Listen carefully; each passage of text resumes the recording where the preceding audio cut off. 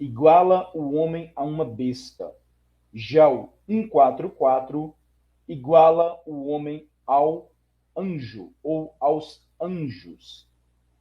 Bem, como eu falei aqui, Nero César, que foi uma das cabeças da besta, e quando você faz a gemátria, eu vou compartilhar minha tela aqui para vocês terem uma imagem. Uma imagem vale mais do que 1000 palavras. Vou trazer aqui para vocês, ó. Essa aqui é a gemátria do nome de Nero. Quando você pega o nome de Nero, que é Nerum César,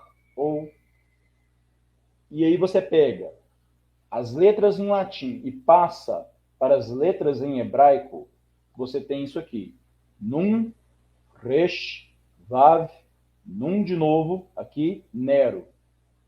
E o título, César. Kof, Samek, Resh. Quando você faz a gemátria, ou seja, cada letra dessa representa um número. Quando você soma esses números, 666. Então você vê que a grafia, tanto latina quanto grega, de Nero César, que é Neron Caesar. Vou letrar aqui para vocês. É Neron Kaisar. Lembrando que no hebraico você não tem as vogais definidas, tá? Principalmente no meio dos nomes ou das palavras. Geralmente as vogais estão definidas no início.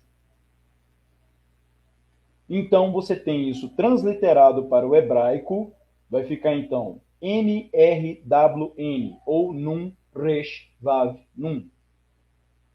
QSR, ou Kuf Samek Resh, em hebraico. Então, o equivalente numérico já é o 666. Por isso que alguns confundem e falam, não, o anticristo já veio. O anticristo era o imperador de Roma, Nero. João, no Apocalipse, fala de Nero. Parte disso é verdade, sim. João fala do anticristo ali, da época ali da igreja primitiva, foi Nero. Só que o Apocalipse ele é atemporal. E o cumprimento ali foi apenas parcial, porque ele foi uma das cabeças da besta, em Nero. Mas o anticristo, em plenitude, ele ainda há de vir. Ele vai ser uma soma das outras cabeças anteriores, a qual Nero é um arquétipo e tipologia, e não apenas isso, mas Nero ele já tinha dentro de si a alma do anticristo. Agora, já os mártires, a noiva, a igreja, aqueles que eram lançados aos leões ou queimados como lâmpadas nas estradas romanas, se você for olhar o seu número, dão 144 mil. E já vou explicar isso. Se você pegar um número de cada letra em grego para anjo, lembrando que anjo, em grego, deixa eu pegar aqui, só que aqui vai aparecer aqui o koiné, não vai aparecer latino, né? Vamos colocar aqui, ó, português, anjo, inglês, angel. Nós vamos pegar aqui o grego, mas provavelmente vai pegar aqui um koiné, né? Aqui, ó, até apareceu aqui, ó, angelos. Angelos. Se você fazer a gemátria de angelos, que é anjo em grego, você vai ter as seguintes letras transliterando para o hebraico. Você vai ter a primeira letra A, depois você vai ter o Nun, que corresponde ao N, depois você vai ter o Gimel, no hebraico, correspondente ao G, depois você vai ter aí o E. Lembra que eu falei que no hebraico você não tem a definição das vogais no meio das palavras ou dos títulos, nomes, só vai aparecer quando é o primeiro, no caso aqui o A. Agora esse E que a gente elimina, não tem no hebraico, tá? E aí nós vemos para a próxima letra, que é o Lamed, que é o L. Mais uma vez apareceu uma vogal aqui que a gente vai desconsiderar. E fechamos com Samek, que é o S do grego, tá? Correspondente ao S aqui de Angelus. Então vamos lá fazer a gemátria disso aqui de anjo. que vocês acham que vai dar? Aleph, 1, vai somando aí. Nun, 50. Gimel, 3. Lamed, 30. Samek, 60. Quando você soma 1 com mais 50, com mais 3, com mais 30, com mais 60, que é Angelos, você tem... Lembrando também que o Apocalipse foi escrito em grego. Então você tem a soma de 1, 50, 30, 60, 1, 4, 4. 144. Olha que interessante. Né? Então nós vemos que a marca da besta significa perder a sua humanidade, decair ao status de besta, carregando o número 666. Lembrando que Satanás, ele antes no céu, ele era responsável por muita coisa, mas muita coisa. Eu até fiz uma sequência de 3 lives para os membros esse mês, explicando todos os pontos sobre a queda de Lúcifer. E algo que é interessante, que uma das competências dele era de seguir um padrão, que era a sequência Fibonacci, o famoso aferidor da medida. E ele sabe como transformar as coisas. Ele tem conhecimento, ele tem experiência nessa questão. Então, por isso que esse 666, Satanás não colocou isso à toa. Ele sabe muito bem o que essa marca vai produzir em quem o receber. Então, é algo que quem recebe é como se fosse propriedade da serpente. Lembrando que o alcunha, nome, título, marca da besta, você também pode falar marca da serpente. Em grego está escrito no original, marca da serpente. Ou seja, a marca do querubim caído, do Nahash. E aí é só você ver, eu tenho um material no meu canal aqui, serpentes, serafins e querubins. Um dos primeiros vídeos aqui do canal que eu explico toda essa correlação, tá? Agora, a marca de Deus, o 144, já significa perder a sua humanidade e se elevar ao status de anjo. E esse status está ligado a reinado. Por isso que Pedro, o apóstolo, fala que nós seremos reis e sacerdotes.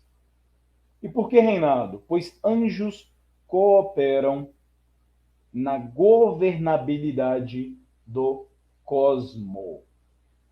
Olha que lindo tudo isso, é o famoso voltar para casa. 144 resgata aquilo que foi deixado no momento da neutralidade, que é o estado angelical. Então nós deixamos esse estado, viemos aqui participar de carne e sangue, e ao voltarmos para casa, nós vamos ter um estado de mensageiro, de malak, de ângelos, de governabilidade, de ser rei e sacerdote. Estado transcendente, preparado para herdar toda a glória da cidade santa e da realidade muito maior, muito melhor que a realidade espiritual em plenitude, e o mais lindo de tudo isso, na presença do Pai. Bem, pessoal, esse é o estudo que eu quero trazer aqui para vocês nessa noite, tá? Sobre a marca de Deus, que é algo muito pouco falado, muita ênfase se dá sobre a marca da besta, mas esquece que Deus ele vai assinalar a sua marca. E como que essa marca ela passa a ser presente em nós? Quando nós recebemos a Cristo dentro do nosso coração. Essa marca ela é algo que identifica que você pertence a Cristo. Essa marca ela já vai promovendo transformação de dentro para fora. A transformação já dentro do coração, que é aquilo que, de onde que vem, aquilo que pode contaminar e contamina o homem quando não tem Cristo. Mas essa marca vem de dentro e vai produzindo um novo ser, um novo homem. Já começa aí o metamorfos, tá? E quando eu for fazer o vídeo lá sobre pré-existência, borboletas, metamorfose, eu vou mostrar como que é a lagarta, e tem uma questão muito interessante sobre isso, uma transformação de dentro para fora. Né? Quando ela chega a fazer o casulo ali, já passou-se uma série de etapas. E tem muitos segredos sobre isso, a coisa que eu estou tratando no Evangelho Escrito nas Estrelas. Bem, pessoal, quero dar aqui 2 recados finais. Se você quer saber mais sobre o livro de Apocalipse, eu trato verso a verso de todo o livro, sobre tudo, selos, 7 taças, as 7 trombetas, as 7 igrejas, 144.000, a besta que sai da terra, a besta que sai do mar, o anticristo, a Nova Jerusalém, enfim, tudo. Nós temos um infoproduto que chama-se Desvendando o Apocalipse. 100% de satisfação, todo mundo que fez, tá? São 17 lives falando tudo sobre o Apocalipse, inclusive com algumas literaturas apócrifas também que falam sobre o Apocalipse, Apocalipse de Paulo, Apocalipse de Pedro, Apocalipse de Adão, de Moisés. Tem uma live só para falar disso. Então é uma oportunidade muito boa para você edificar a sua vida, para você investir na sua vida espiritual, para você expandir seus horizontes sobre esse livro em 8 visões diferentes. E temos até depois de amanhã, último dia 26, os combos do canal, tá? Nós temos aqui o Monumentos Antigos, para você saber todas as tecnologias e como funcionava e eram feitas as pirâmides, entre outros monumentos, círculos de pedra. E também o No Passado e Agora. Tem uma questão de combo para você adquirir os dois. No Passado e Agora é uma série maravilhosa, também sobre o mundo antigo, mas tratando sobre outro viés que ainda está em construção, mas quem adquire agora, adquire com um preço bem menor do que quando ela estiver finalizada, tá? Então, a grande oportunidade vai até depois de amanhã, dia 26. Eu quero agradecer a presença de todos vocês. Você tem alguma dúvida, alguma pergunta, pessoal, sobre os ensinamentos a qual eu trouxe aqui hoje? Deixa para mim aqui em caixa alta, deixa eu tirar aqui o descompartilhar a tela.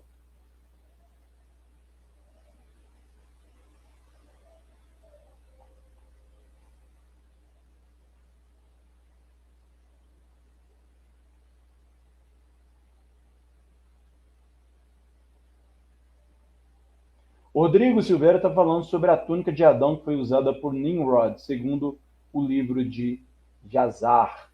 Aí é uma outra questão, tá, Rodrigo? E aquilo ali tem a ver com genética também, tem a ver com tecnologia. É um poder, tá? É algo, um resquício que advindo ainda de Adão, tá? Daquela glória anterior. Porque Adão ele tinha muitas capacidades, muitas habilidades, ou digamos assim, muitos poderes, tá? Ele era um ser assim equipado e preparado para muita coisa. Então nós vemos que até mesmo o prefixo no grego arque significa antigo ou primordial, remete que os primeiros seres eles têm mais capacidades, mas também mais responsabilidades, os primeiros seres que Deus criou, tá? Você vê isso também em várias mitologias, com os sumérios, com os maias, com os incas, com os nórdicos, eles sempre vão atribuir os primeiros seres, não é isso que a Marvel agora está trazendo, os Eternos, tá? No universo também do Mortal Kombat, você também tem esse mesmo conceito. Então não seria diferente com Adão. Deixa eu ver se vai ter mais uma outra pergunta aqui sobre o tema.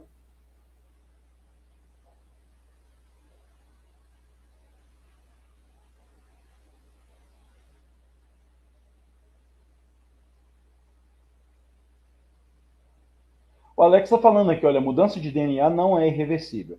Chá de fungo parece que cientificamente repara o DNA. Vamos lá, Alex. O DNA, primeiro que ele é um livro como se fosse com páginas em branco. Os seus pensamentos, as suas obras, tá? Eles vão escrevendo, ou seja, eles vão alterando esse livro. Uma vez que o livro está em branco, mas agora você começa a escrever, você já está alterando o livro, ou seja, você já está alterando o DNA. Porque o DNA, ele foi feito para isso mesmo, para ser alterado. A questão não é se ele vai ser alterado ou não. É como ele vai ser alterado e para qual propósito ele vai ser alterado. Ele vai ser alterado no 666 ou ele será alterado no 144? Porque quando Paulo ele faz a alegoria, Cristo, né, como a videira verdadeira, nós seremos enxertados. E quem é do campo conhece muito sobre enxertia.